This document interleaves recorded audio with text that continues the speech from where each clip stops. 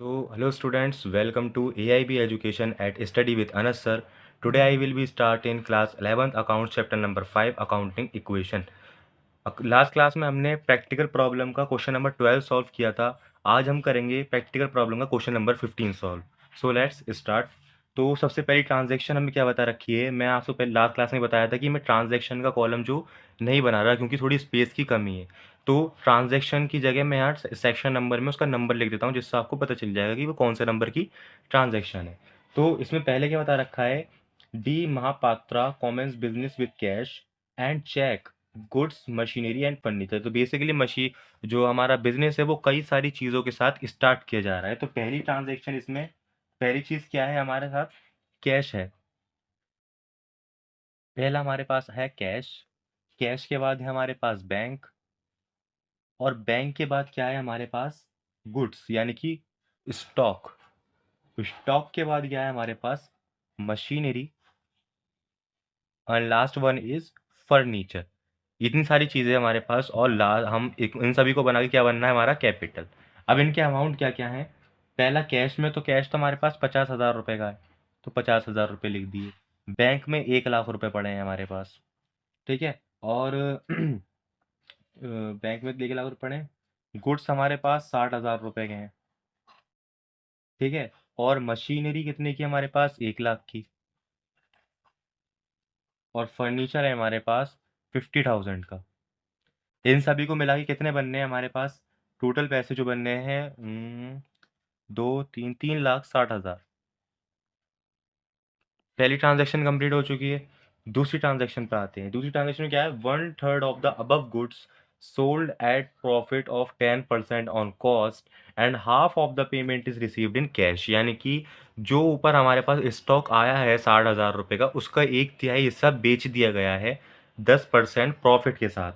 But जितने का पैसा हमने बेचा, मतलब स्टॉक बेचे हैं, उसकी आधी पेमेंट ही रिसीव्ड हुई है हमें कैश में, आधी अभी हुई ही नहीं है। तो इसके लिए हम वर्किंग नोट प्रिपेयर कर लेते हैं, जो कि मैंने पहले से ही कर रखा है। तो वर्किंग नोट में क्या है, स्टॉक है हमारे पास 60,000 का, उसका पहले 1/3 निकालो, 1/3 एंड मल्टीप्लाई 60,000, तो कितना आया, 20,000 रुपये जो है गुड्स की हमारे पास कॉस्ट आ गई।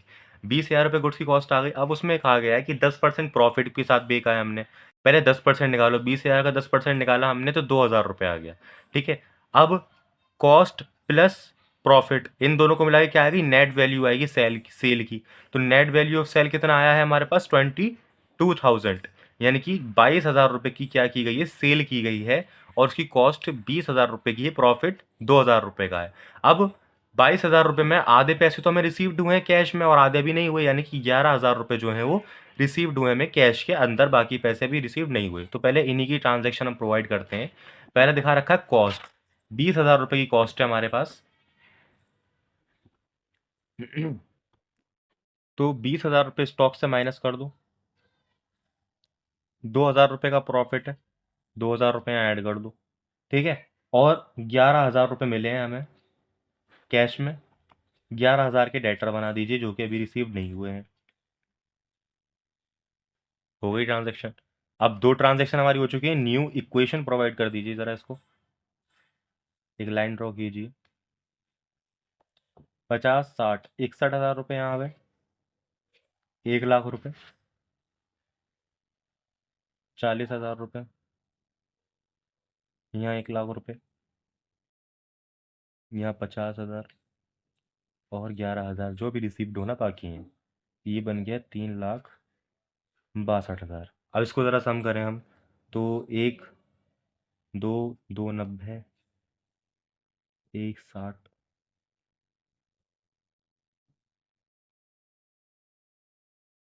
2, 3, इसको ज़रा सम करके देखें तो कितना आ रहा है हमारे पास। तो 3,62,000 रुपये का अमाउंट इधर है, और 3,62,000 का ही इधर है। अब तीसरी ट्रांजैक्शन में बात करते हैं हम। तीसरी क्या कह रखा है, depreciation on machinery provided eight 10%। यानी कि इसका भी हमें वर्किंग नोट प्रोवाइड करना पड़ेगा, तभी हमें ईजी तरीके से समझ में आएगा। तो यहाँ प्रीपेड कीजिए आप, वर्किंग नोट ऑफ मशीनरी, ठीक है। तो मशीन हमारे पास कितने की थी, 1 लाख रुपए की थी मशीनरी। मशीनरी का अमाउंट था 1 लाख रुपए। हमें उसका डेप्रिसिएशन प्रोवाइड करना है 10% का। डेप्रिसिएशन आ रहा है हमारे पास यहाँ 10% का, इसका 10% निकालिए। यहाँ पे 1 लाख कितना आ गया, 10,000 रुपये इसका डेप्रिसिएशन आ गया। अब ये 10,000 रुपये का जो अमाउंट है हमें माइनस करना है अपनी मशीनरी में से, तो कर देते हैं। इसमें आओ, मशीनरी का अमाउंट कहाँ गया, ये रहा।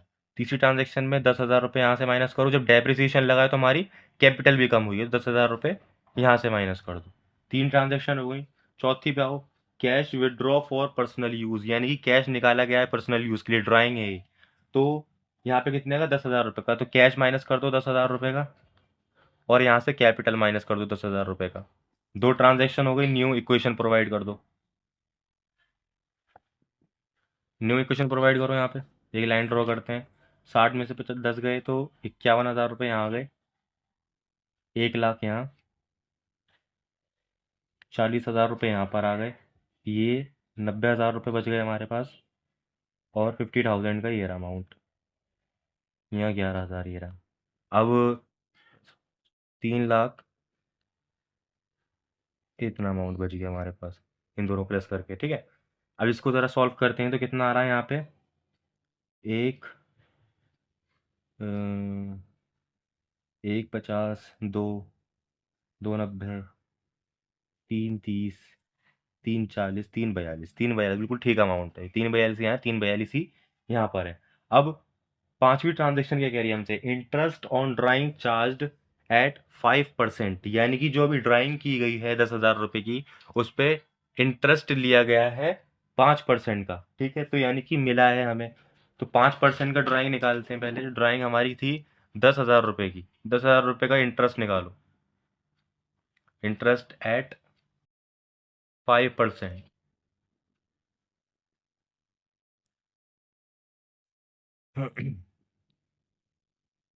कितने का आया, 500 रुपये का आ गया। अब ये इंटरेस्ट मिला है हमें, ड्राइंग हुई है तो क्या हुआ, कैश हमारा बढ़ा है 500 रुपये से, और कैपिटल भी बढ़ गई 500 रुपये से। थर्डी ट्रांजेक्शन क्या कह रही है हमसे, sold goods for cash 10,000 at par, यानी कि गुड्स को बेचा गया है 10,000 रुपये का, और वो कैसे बेचे गए हैं हमारे पास, तो 10,000 रुपये के यहाँ से स्टॉक में से माइनस कर दो गुड्स, और 10,000 रुपये की आए हैं, तो 10,000 रुपये कैश में डाल दीजिए। अब इसमें प्रॉफिट तो हमें कुछ हुआ ही नहीं, तो प्रॉफिट हम मालिक को देंगे भी नहीं, ना लॉस हुआ, रेट टू रेट बिकी चीज।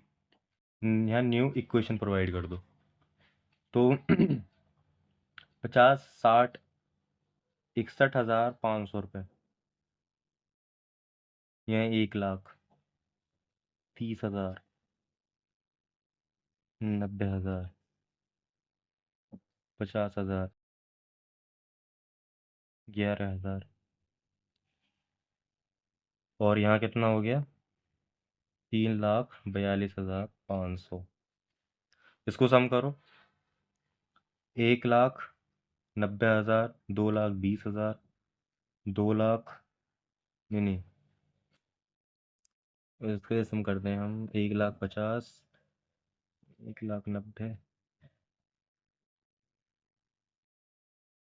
2,20,000, 2,80,000, 2,90,000, तो इसको ज़रा सम कर दी, 61,500 प्लस 1 लाख, तो जब हमने इसको सम किया तो 3,42,500 का अमाउंट इधर है, और 3,42,500 का अमाउंट इधर है, तो यानी कि ये हमारा एसेट्स का अमाउंट और यहाँ लाइबिलिटीज़ का अमाउंट बिल्कुल इक्वल है, तो ये हमारा आंसर करेक्ट है।